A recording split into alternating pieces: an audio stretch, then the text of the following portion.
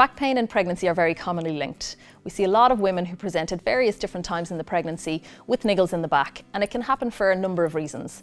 The most important reason is as your pregnancy progresses, your stomach muscles are going to be stretching and stretching. Your deep stomach muscles are your body's natural corset, and as they stretch, it decreases the amount of support you have in your lower back.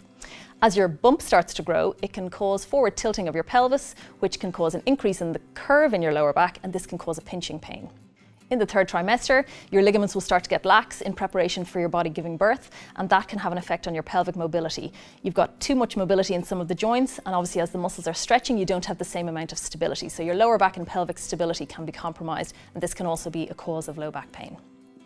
It's important to bear in mind that sciatica is not necessarily something that's more common during pregnancy. A lot of people think that this is the case.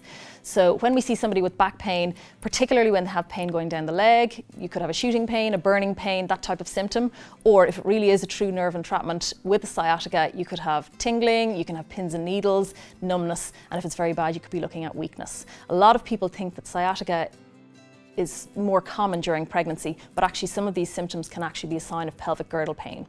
It's important that you get into your chartered physiotherapist as quickly as you can so that we can diagnose exactly what's going on with you and make sure that we sort it out as quickly as we can so that you can get on with the business of being pregnant and enjoying your pregnancy. Some tips that we can advise then as regards preventing back pain in pregnancy would involve being very careful with lifting. This is particularly important with mums who have little toddlers already, where they're just reaching down quickly. You know, maybe if they're 32 weeks pregnant with a large bump, it puts a lot of pressure on the back when you're forward bending, and then you're lifting up a toddler which could be weighing 20 kilos. That puts a lot of stress on the back. You need to be very careful with that. If you have other babies, again, the position that you're in for feeding, taking buggies out of the boot of the car, that type of thing is again important that you look after your back, you're bending the knees and you're trying to really take care of, keeping your back nice and straight and well supported. If you have back pain, you also need to be careful how you get in and out of the car, how you get in and out of the bed. You're really trying to make sure that you're not bending your back and you're not sort of going from a lying position and really pulling yourself up very quickly, which puts a lot of pressure on the front and it can really strain your lower back as well.